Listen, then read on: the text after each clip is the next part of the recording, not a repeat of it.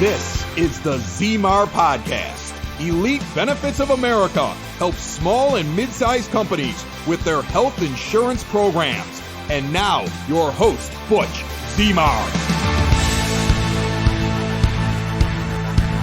Welcome back to the ZMAR Podcast. I'm going to start out with a Scuba story because it just happened literally right before the recording that I had a meeting.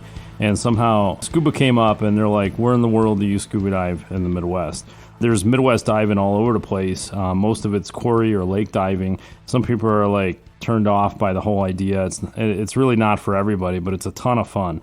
And so, yes, it's a little bit darker. It could be a little bit colder than the Caribbean, but that brings a lot to the table that the Caribbean doesn't do. And so, like, for example, shipwrecks last longer in freshwater than they do in saltwater. So they preserve longer, they'll last longer. So some of the ones in Lake Michigan, for example, are intact to a point where it's quite incredible sight to actually see these shipwrecks still sitting upright in the sand at the bottom of the lake. But, you know, in order to get there, you have to ask more questions. You have to take more classes. You have to take an interest somewhere and start jumping in feet first. It's not for everybody, though, but once you start getting involved and getting engaged, you might be amazed at how much local Midwest diving you'll actually like. So one of the things that I love when just getting more involved in scuba diving locally, taking more classes, and then eventually teaching some of those classes is moving around the what we call the playground. So there's a local quarry that has a whole bunch of fun things in there. It's got boats, trucks, motorcycles, lawnmowers. These are all set up for scuba. They were drained and cleaned up before they were put in the water. They got sculptures in there. The only thing that's still in there that was there because it was a rock quarry, there's some of the equipment that was there, like a rock crusher, and there was nothing anybody could do about that. That was just there before anybody took over for scuba.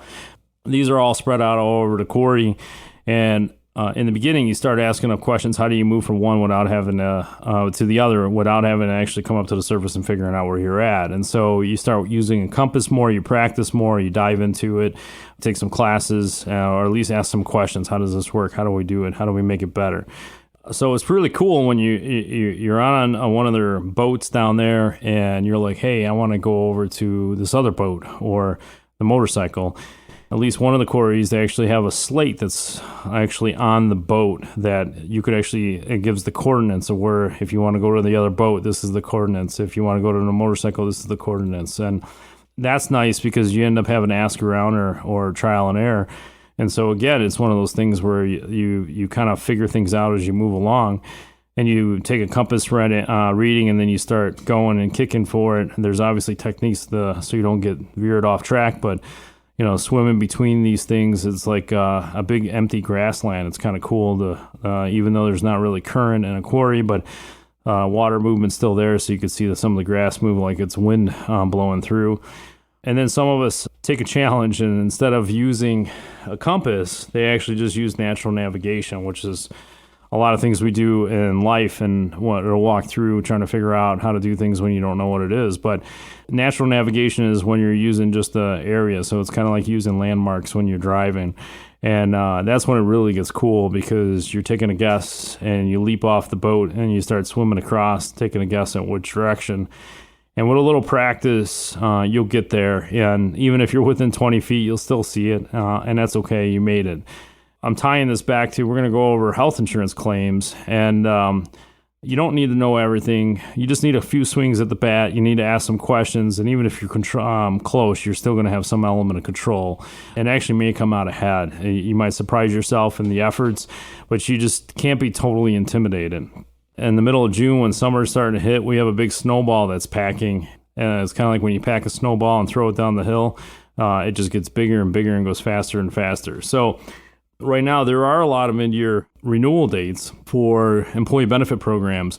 Some are June, July, but we're already moving into September and October.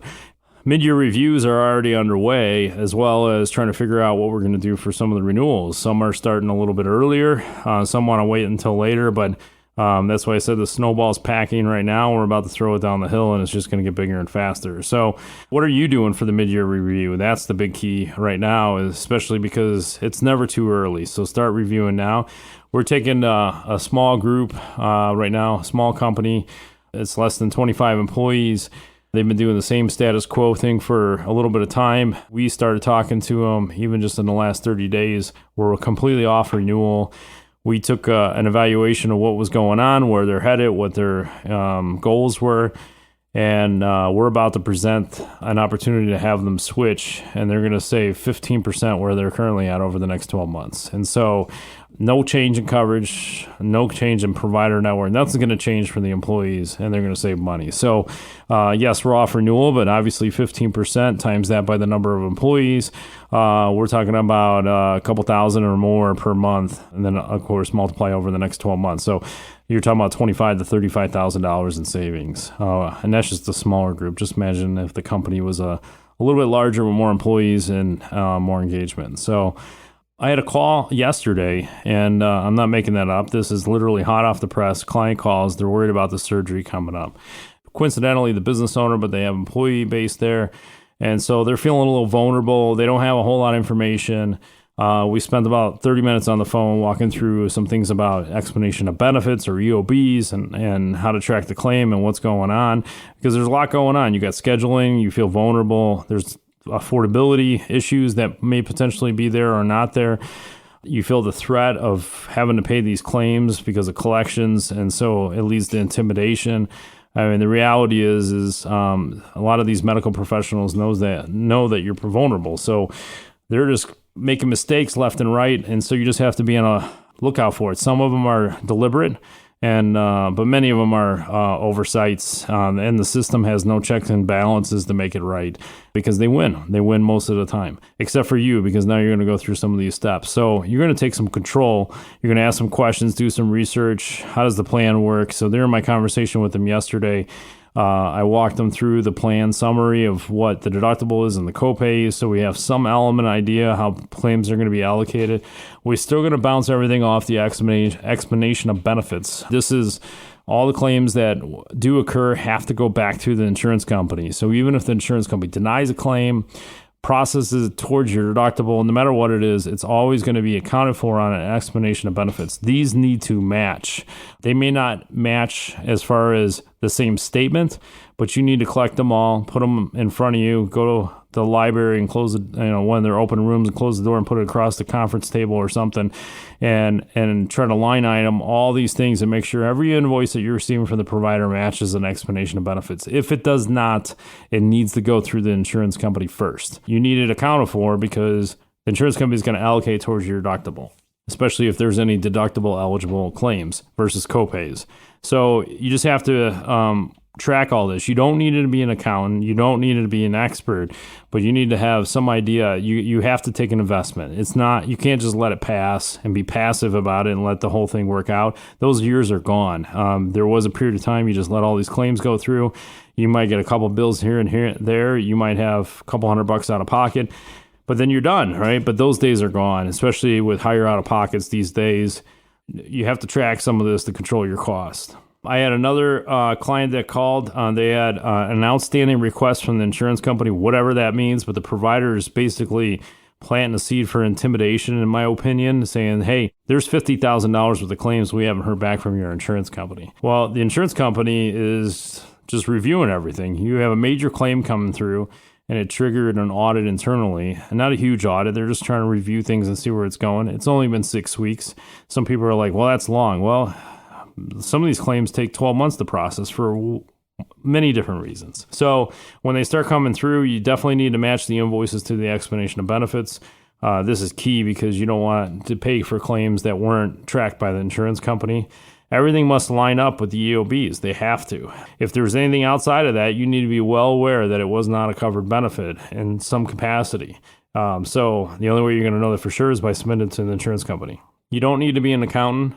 You don't need to be an expert. You just need to ask enough questions to have a control. There's many things in life that we end up getting into, especially when they're outside of our control, unfortunate circumstances. You kind of just address it piece by piece and just keep moving. It's the same thing. You just have to invest some time, roll up your sleeves, and take care of it. Hey, gang.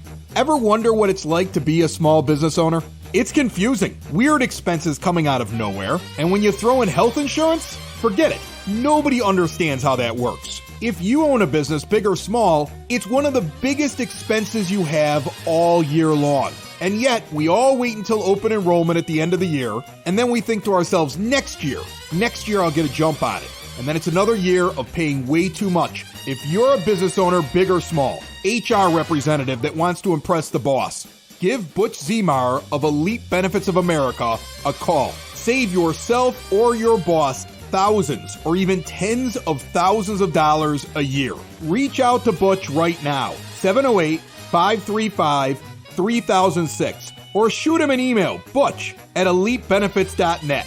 And be sure to check out the Zemar podcast. Don't wait till the last minute. Put Butch Zemar to work for you now. If you're looking for a mid-year review, you want a second opinion, you could certainly do that by going to our website. Go to elitebenefits.net/scorecard. There's going to be a series of questions on there related to technology, cost containment, compliance. There's all kinds of stuff on there. It will take you about 2 minutes to go through. And by going through that little checklist and evaluation, you're self-evaluating where you're at.